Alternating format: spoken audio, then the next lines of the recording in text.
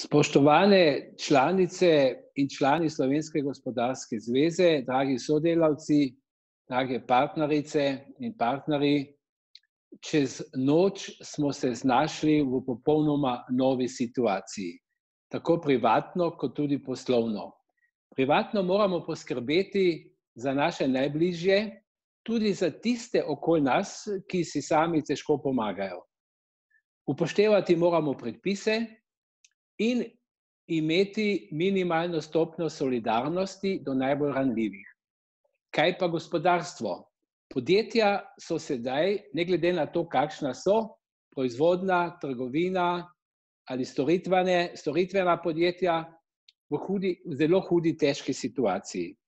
Na eni strani manjka naročil, likvidnosti, tukaj so zaposleni, ki so v težavah, poslovni partnerji.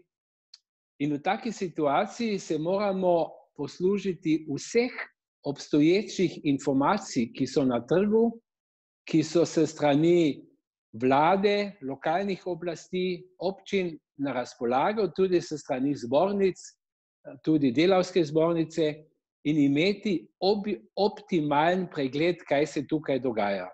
Tukaj se nam ne sme zgoditi, da bomo delali napake zaradi tega, ker ne bomo informirani.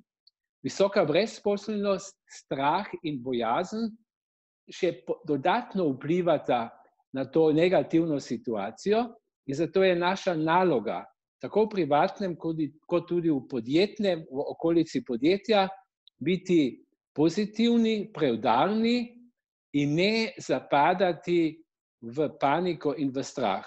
Ta čas bo minil in mi bomo videli, koliko smo sposobni v taki situaciji biti solidarni. Kajti družba je močna, če je solidarna.